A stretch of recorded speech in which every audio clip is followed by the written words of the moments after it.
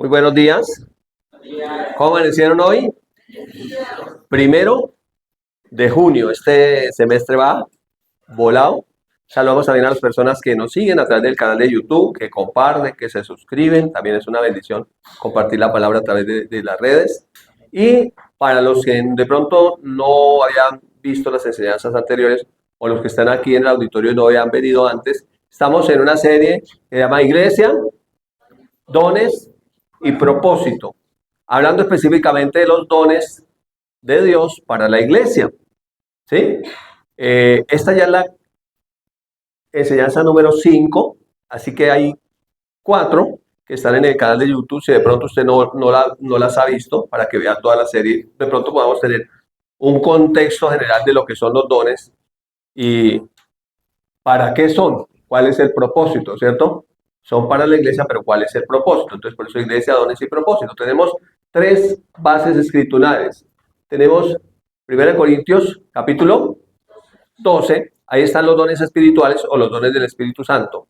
Esa es la parte que vamos a ver hoy, ¿listo? Pero tenemos también Romanos 12, que son los dones. Uy, como 2 saben. ¿Son los dones? ¿Ustedes no vinieron? Son los dones del Padre, ¿recuerdan? Que dijimos que son operaciones. ¿Se acuerdan que dijimos que son 7? ¿Listo? Que son 7 dones, que son operaciones. ¿Listo? Que eso también se conoce como ministerio de ayudas, los diáconos, ¿sí? Los que sirven dentro de la iglesia. ¿Son cuántos? 7. Y tenemos Efesios 4, que son los dones del ministerio, los dones ministeriales, los dones de Cristo. Así que entonces tenemos dones del Padre en Romanos 12, que son 7, dones del Hijo en Efesios 4, que son 5, y dones del Espíritu Santo en 1 Corintios 9, que son 9. Hicimos la suma. ¿Cuántos dones son en total? 21. Todo eso ya lo hemos visto. Entonces hoy vamos a ir hasta donde alcancemos, pero antes que nada tenemos que entender que la iglesia es un cuerpo. Que la iglesia es un cuerpo. Que todos somos miembros los unos de los otros. ¿Recuerdan la escritura que leímos en Romanos 12? Así como un cuerpo tiene muchos miembros, pero no todos los miembros tienen la misma función, así nosotros, hablando de la iglesia, ¿sí ven el ejemplo que coloca? Siendo muchos, somos un cuerpo en Cristo y todos somos miembros los unos de los otros. ¿Recuerdan que dijimos que después de que termine esa enseñanza, no debería haber un cristiano que vuelva a decir yo me voy de la iglesia, porque ¿a dónde se va a ir? Eso es como la nariz diciendo me voy del cuerpo. Pues ¿a dónde se va a ir la nariz sola? ¿Qué le pasaría si decide irse? Primero no puede, pues supongamos que pudiera. ¿Qué le pasaría? Se muere la nariz, ¿sí? Entonces somos parte de un todo y el único miembro más importante del cuerpo es la cabeza, que es Cristo. Amén. Es la cabeza que es Cristo y Él ha puesto dones para edificación de la iglesia. ¿Listo? Entonces con eso en mente vamos a iniciar. Hoy vamos a hablar de los dones del Espíritu Santo que están en 1 Corintios capítulo 12.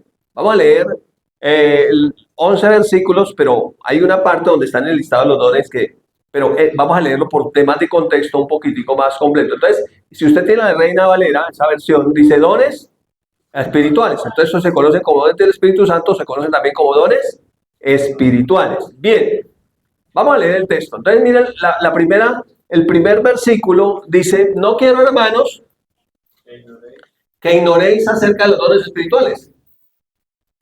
Que quiere que sepamos acerca de los dones espirituales, ¿cierto? Ayúdenme a leer. ¿Sabéis que cuando eran gentiles, o sea, antes de estar en Cristo, se os extraviaba llevándolos como se los llevaba a los ídolos mudos? ¿No nos pasaba eso? ¿Sí? El Señor de aquí, el Señor de acá, el Señor del otro lado, el Jesús de aquí, el de allá, el del otro lado. ¿Íbamos a qué? A ídolos mudos. No sé si a usted le pasó, pero a mí me pasó. A los creyentes en Corinto, en el primer siglo, también les pasó, los que no, antes de ser creyentes, ¿cierto? Por tanto, os hago saber que nadie que hable por el Espíritu de Dios llama anatema a Jesús, y nadie puede llamar a Jesús Señor, sino por el Espíritu Santo. Entonces, ¿cómo empezamos siendo cristianos o hijos de Dios? Entregándole nuestra vida al señorío de Él. Amén. Por el Espíritu Santo. Jesús en mí. Jesús en mí. Y si Él es mi Señor, esto implica muchas cosas. Implica que yo hago lo que Él dice. Es un principio de ser cristiano. Que uno no tiene otros señores. Aunque lucha con otros señores que quieren ocupar ese lugar. ¿Listo? Seguimos leyendo. Versículo número 4. Entonces, ya que estos tres versículos, 4, 5 y 6, hablan de categorías de dones. Entonces, el versículo 4 dice, ahora bien, hay diversidad de dones, pero el Espíritu es el mismo. Entonces, en 1 Corintios, habla de las categorías de los dones estos tres versículos. Entonces, aquí, el versículo 4 está diciendo que hay diversidad de dones, pero el Espíritu es el mismo. Está hablando de los dones espirituales o los dones del Espíritu Santo de que vamos a tratar hoy. Y creo que en otras enseñanzas que no alcanzaremos a terminar. Entonces aquí está separando las categorías de dones. El versículo 5 dice, hay diversidad de ministerios, pero el Señor es el mismo. ¿Están hablando de qué? De los 5 ministerios que están en Efesios 4, o dones del Hijo, o dones de la cabeza. Son los 5 ministerios. ¿Sí? Está haciendo otra categoría. Unos son los dones del Espíritu Santo, que están en 1 Corintios 12. Otros son los dones del Hijo o los ministerios que están en Efesios 4:11. ¿Se acuerdan que los contamos? Apóstoles, profetas, evangelistas, pastores y maestros. Y el verso 6 dice, y hay diversidad de operaciones, pero Dios, que hace todas las cosas en todos, es el mismo. Aquí el verso 6 está hablando de los dones del Padre, que están enlistados en Romanos 12, que son 7, que también dijimos se llaman operaciones, que ya los estudiamos. Amén. ¿Sí lo estudiaron? Si no, pueden ver el video que está ahí en el canal de YouTube, y lo estudiamos en 2 videos como en desorden, porque yo no sé por qué razón. Yo di como 3 primeros, hasta el don de enseñanza en un video, y después me fui a los dones de Cristo, a Efesios 4, y por acá me llamaron la atención, ¡ay, nos están robando! Mire, en la iglesia nos están robando. Y yo, ¿cómo así? Y, es que le faltaron los del Padre. Y dije, uy, sí. Entonces después, hace 8 días, vimos los del 4 al 7 de los dones del Padre. Los que vinieron hace 8 días deben acordarse. ¿Listo? Así que no están muy ordenados en el como se deberían dar, sino que hay unos, están los dones del Padre en 3 en un primer video, luego entramos con los dones del Hijo y después dimos los últimos 4 del Espíritu Santo. Eso para el que vaya a ver el video, que lo pueda entender. ¿Listo? ¿Sí? Entonces, aquí habla de categorías de dones. ¿Cuántas categorías de dones hay? Dones del Padre. ¿Dónde están? En Romanos. Dones del Hijo. ¿Dónde están? Y dones del Espíritu Santo. En 1 Corintios 12. Ok. ¿Vamos bien? Eso, yo creo que usted hoy no tiene sueño, usted está hoy despierto, atento. Y los enlista del versículo 7 al 10. ¿Sí? Ahí está, dice. Pero a cada una le da manifestación del Espíritu para provecho. Entonces los dones del Espíritu Santo también se llaman manifestaciones. El Espíritu Santo puede manifestarse con una palabra de profecía, puede manifestarse con dones de sanidades. ¿Sí? Entonces luego los enlista. Verso 8. ¿Está conmigo en la lectura? Porque a este le da por el Espíritu palabra de sabiduría. Es un don, ¿cierto? A otro, palabra de ciencia según el mismo Espíritu. A otro, fe por el mismo Espíritu. A otro, dones de sanidades por el mismo Espíritu. A otro, el hacer milagros. A otro, profecía. A otro, discernimiento de espíritus.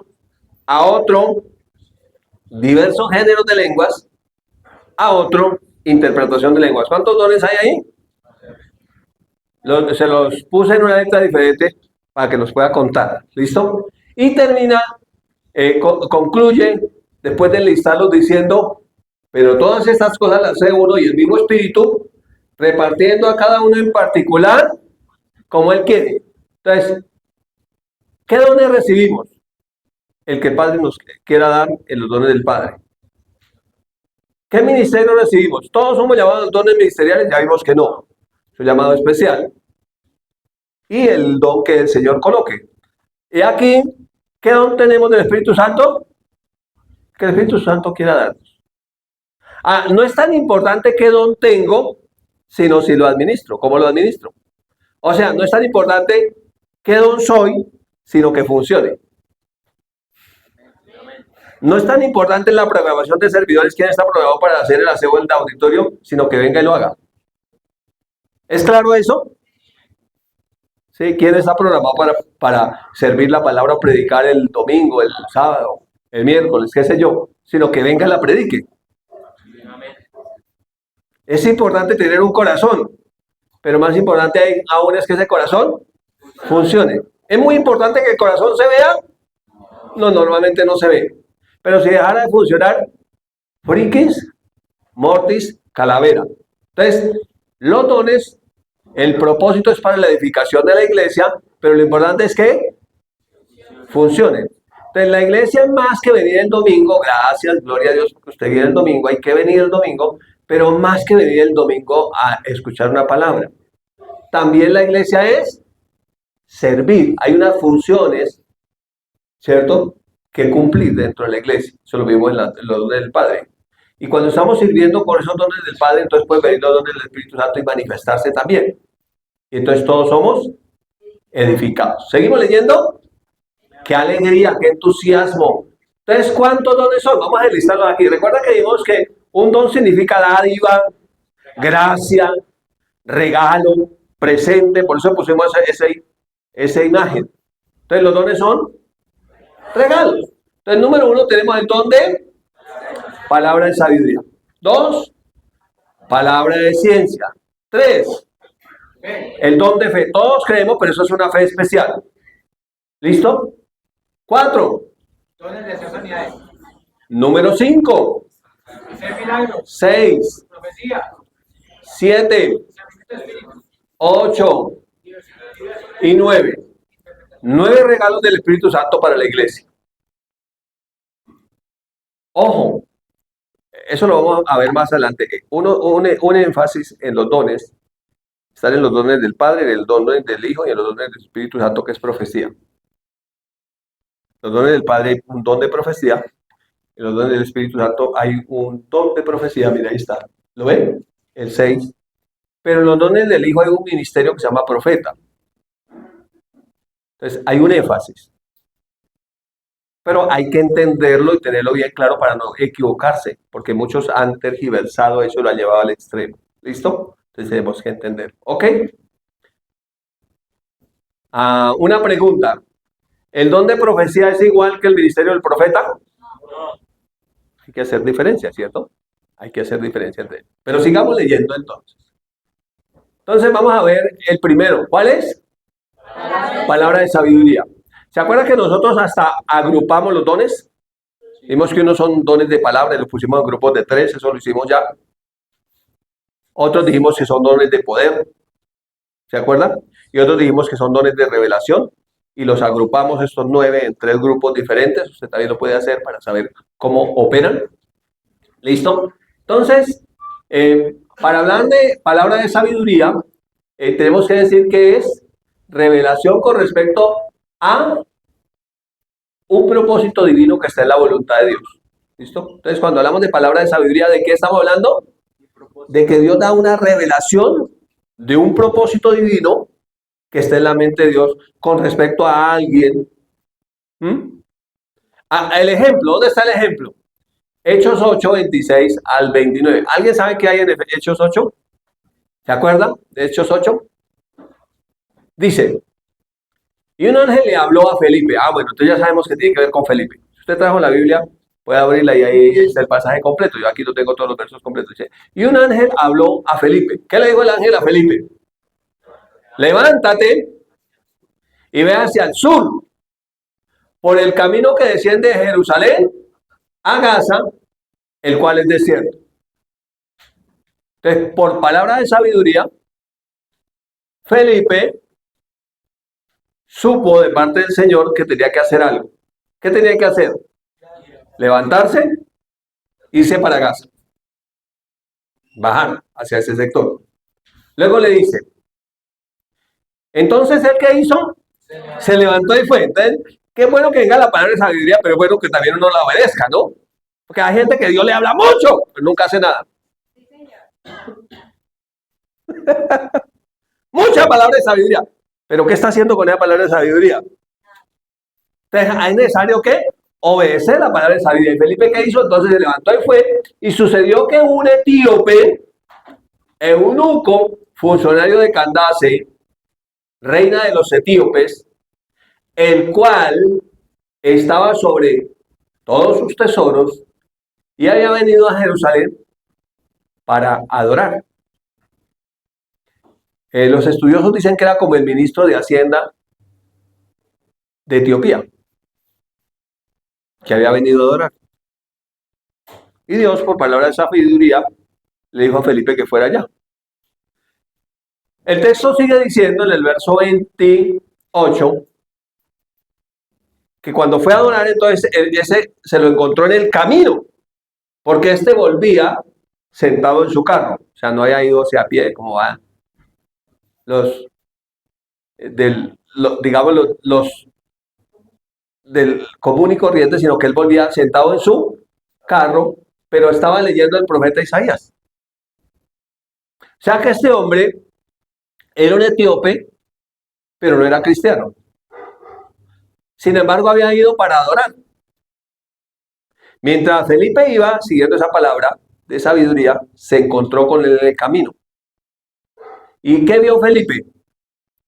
Que el etíope estaba leyendo una profecía de el libro o el rollo del profeta Isaías. Se vería, dice, y el Espíritu que le dijo a Felipe, acércate y júntate al carro. O sea, él lo alcanzó a ver, pero no escuchaba. Entonces, ¿qué tuvo que hacer? Acérquese a ver qué es lo que está leyendo, qué es lo que está haciendo.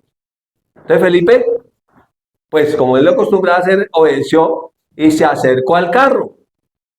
Cuando él se acercó al carro, dice el texto, le oyó que leía en el profeta Isaías que decía, como oveja fue llevada al matadero y como cordero ante sus trasquiladores, enmudeció y no abrió su boca. Por cárcel y por juicio fue contado. ¿Sí? Y estaba leyendo una profecía. Y entonces Felipe le preguntó, cuando se acercó, le dijo, ¿pero entiendes lo que lees? Y el etíope le dijo, ¿pero cómo entenderé si nadie me enseña? Está hablando de otro don. ¿Cómo llama ese don? Maestro. Enseñanza o maestro. Entonces, para entender la Biblia, ¿qué necesitamos? Que alguien me enseñe. Que alguien me enseñe. ¿Cómo entenderé si nadie me enseña?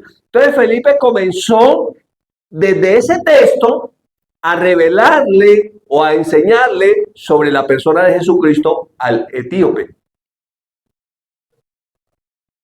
Y cuando le enseñó, le abrió las escrituras, le habló de Jesús, que estaba profetizando Isaías 750 años antes que Jesús viniera, y le está mostrando con las escrituras cómo esa profecía se cumplió, y cómo Jesús vino tal como estaba escrito, y cómo fue su vida en la tierra tal como lo decían las escrituras, y cómo Jesús es el único que pagó la deuda impagable de la humanidad.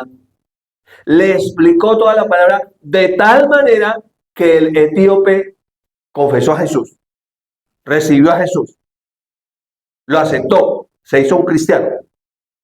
¿Sí? Fue una nueva criatura allí.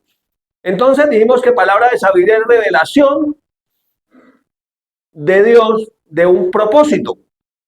Ese propósito está en el corazón de Dios. ¿Cuál es el propósito entonces? Que ese etíope que había venido desde tan lejos a Jerusalén a adorar, realmente entendiera por qué adoraba. Realmente naciera de nuevo. Pero no solamente que él naciera de nuevo, sino que llevara la palabra a Etiopía. Cuando nosotros nacemos de nuevo, ¿el propósito cuál es? Que seamos salvos, número uno. Pero número dos, que llevemos la palabra a toda esa gente, porque allá donde usted está, posiblemente otro no puede ir a predicar, pero su merced lindo es el llamado. Amén. Entonces hay un doble propósito. Número uno, su salvación, pero número dos, la salvación de otras personas que están en su entorno, a las cuales ¿quién puede alcanzar? Pues el de Etiopía puede alcanzarlos el etíope. Y a los patagonicenses, ¿quién los alcanza? Pues alguien que iba por ese lado, ¿no? Pero pronto usted viene de otra localidad aquí a la reunión. Bueno, allá donde usted está, ¿otros vienen de la localidad de Sumapaz? No. ¿De la localidad de Tujuelito? Sí. ¿De la localidad de Ciudad Bolívar? Sí. ¿A quién va a alcanzar? ¿Quién va a alcanzar los de allá? Yo le pregunto, ¿ya abrió un grupo familiar allá?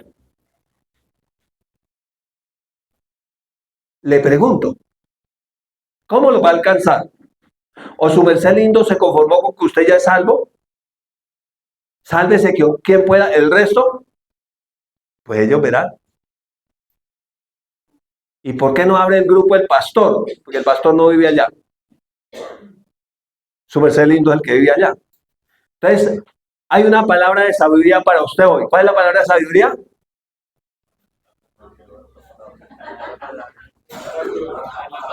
No oigo, ¿cómo? Abra el grupo. ¿Cuál es la palabra? ¿Quién? ¿Quién lo va a abrir? Porque ahí le pueden pasar años, 10, 20. Y cuando llegue al cielo están todas las coronas listas para su merced lindo. ¿Sabe si se las van a dar o no? No se las van a dar. Porque hay coronas para los ganadores de almas. Y dice Dios, bueno, 30 años lo estuve viviendo allá. Es más, le mandé un señor malacaroso que le dijera que abriera el grupo. Y se lo dejo por palabra de sabiduría. Pregunta, ¿hizo caso? ¿Qué hizo Felipe? Se levantó y fue. ¿Sabía a quién se iba a encontrar? No, él no le dijo. Le dijo, no es que vaya que viene el ministro de Hacienda. Tiene mucha plata, vaya. No le dijo eso. Mire, cuando usted decide obedecer a Dios, usted se va a encontrar con cosas increíbles. Nosotros corremos todos los días por la plata, vaina el mono, y corremos por la plata. Y buscamos la plata aquí y allá. Dinero que a la tumba no te lo llevas. ¿Quién en tu caja lo va a meter? Y corremos detrás del dinero. Y deberíamos correr detrás de los tesoros, que son personas para Cristo, y el dinero nos va a perseguir.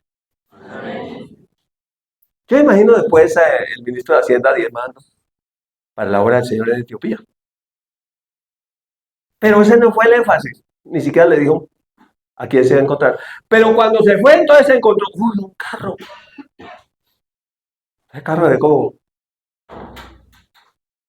Y alcanzó a observar que alguien estaba leyendo la palabra. ¿Pero qué le dijo el Señor? Acércate. Entonces no es suficiente solo abrir la casa para el grupo familiar. Hay que ir donde la persona y invitar a la persona. Hay que aplicarlo a nuestro tiempo. Ya no tenemos que irnos hasta Gaza por el desierto caminando, por un camino polvoriento. De pronto usted tiene un medio ya en que ir. Sí, va a llevar la palabra. Hace poco les dije en una reunión, ¿cuántos quieren predicar la palabra? ¿Cuántos? Levanten la mano los que la levantaron ese día. ¿Cuántos quieren? Pero levántela alto. ¿Cuántos quieren predicar la palabra ya? ¿Cuántos quieren? ¿Los demás no quieren? Todos deberían querer. ¿Usted sabía que todos somos predicadores? Amén.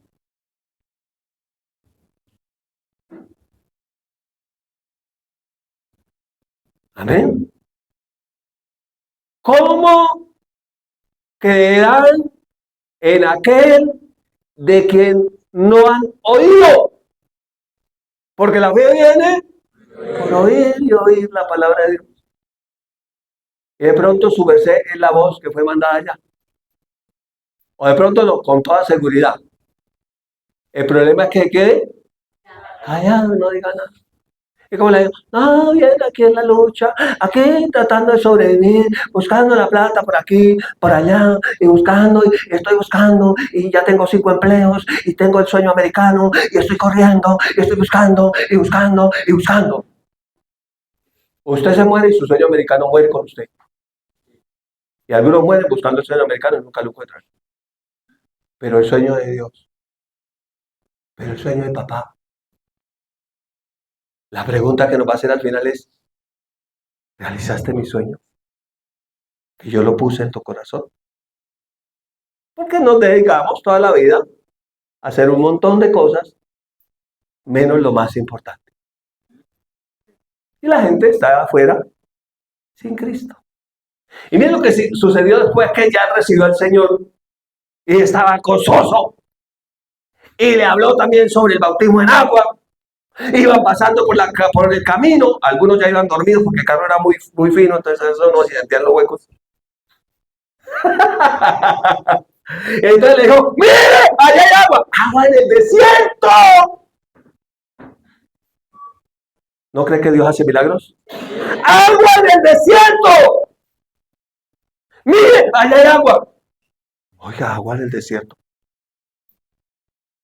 ¿Qué impide que yo sea bautizado? Y aquí, duros de bautizar.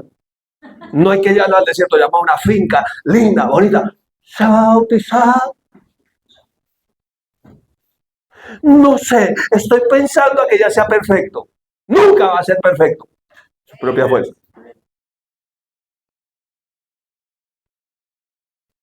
¿Sí se va a bautizar? Este año sí. Está yendo en unión libre. Este año sí se va a casar. Cuando tenga 80, yo lo pienso hacer.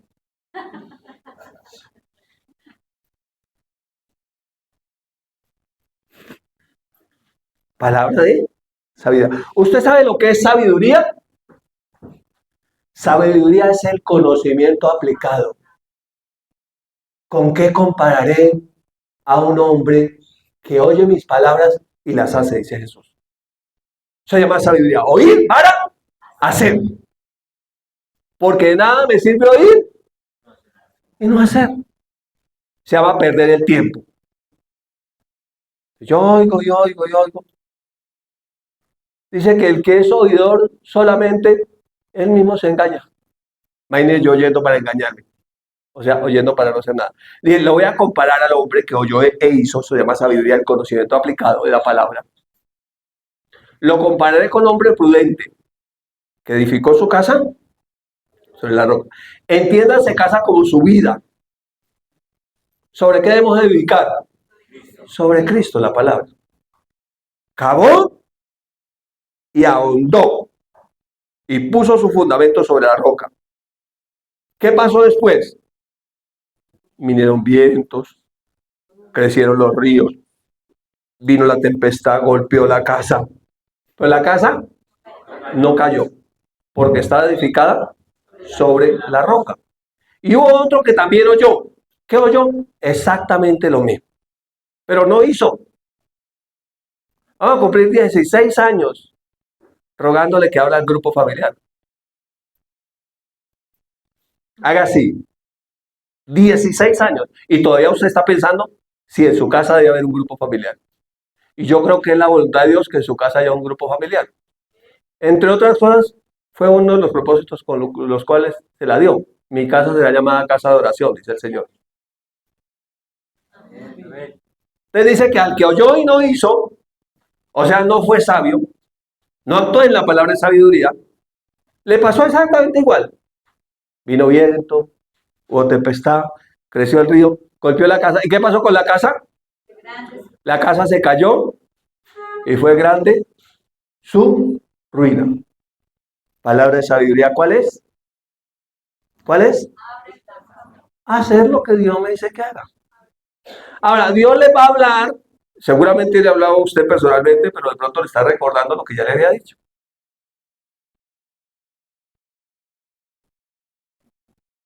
A Vanessa le dijo que necesitaba tiempo para el Señor. ¿Tiempo para qué? ¿Qué va a hacer en ese tiempo? Pues hay que hacer algo en el tiempo, ¿no? Si yo quiero un empleo que tenga tiempo, ¿tiempo para qué? Pues para hacer algo para el Señor, ¿no? ¿O para qué?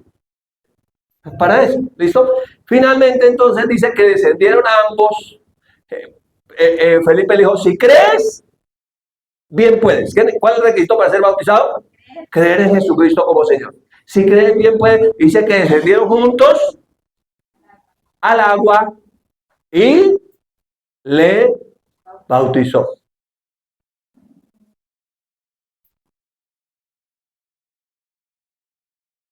Mira que está, le diga, ya se bautizó. Míralo, míralo, míralo. Dígale, ¿está dormido? Despiértese y contésteme una pregunta después de que dormía. ¿Ya se bautizó?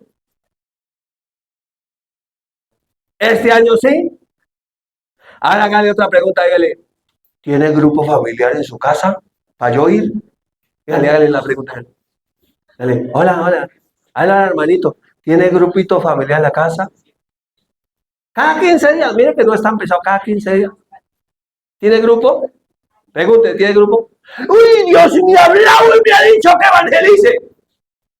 ¿Cómo lo va a hacer? ¿Tiene grupo? No es que estoy pensando hace 16 años.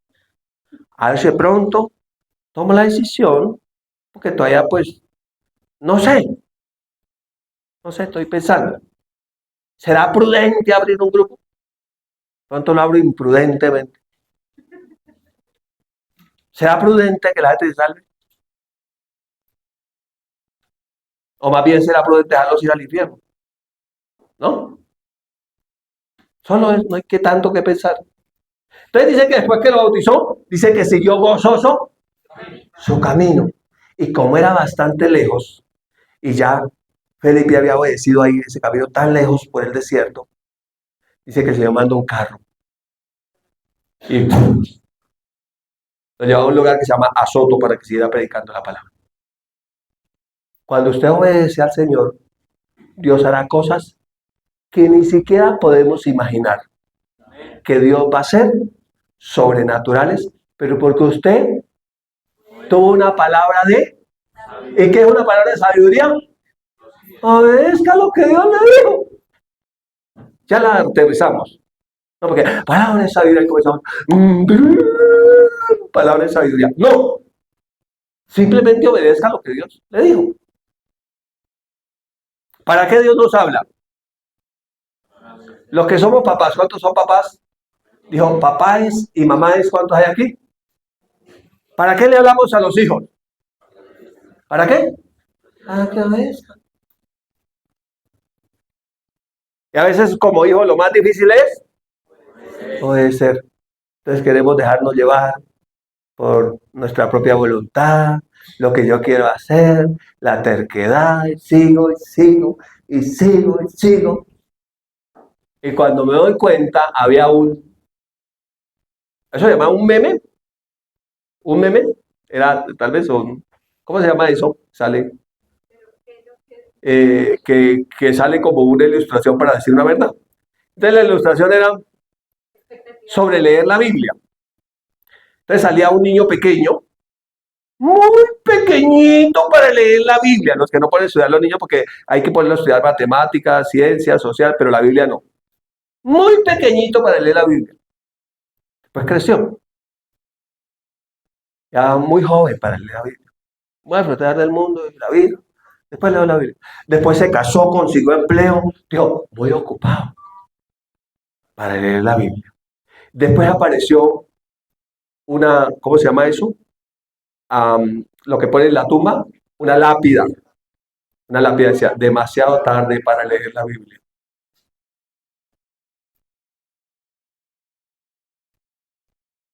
¿Cuándo hay que hacer lo que hay que hacer? ¿Cuándo? Ya pasó enero, febrero, marzo, abril, mayo. Estamos comenzando. ¿Cuándo lo va a hacer? Gente que estudió en CEPO. Yo voy a decir cosas duras hoy. Gente que estudió en CEPO. Gente que estudió en REMA. ¿No ha abierto un grupo familiar todavía? ¿Todavía está pensando si es la voluntad de Dios? ¿Y la gente a su alrededor haciendo brujería?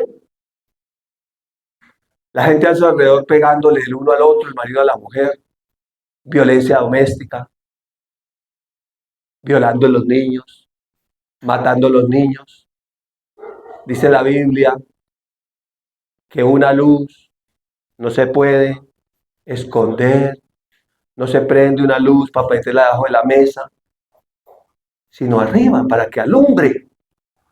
Dice que nosotros somos esa luz. Claro, a mí la llaman Luzmila, Luzmeri, a la pastora Luceni. Se llaman luz, pero nosotros no nos llamamos luz, somos luz. No es suficiente con que nos llamemos luz. Se oye muy bonito luz. No hay ningún hombre que llame luz.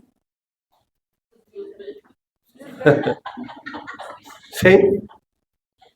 Pero si hay hombres que somos luz en medio de las tinieblas.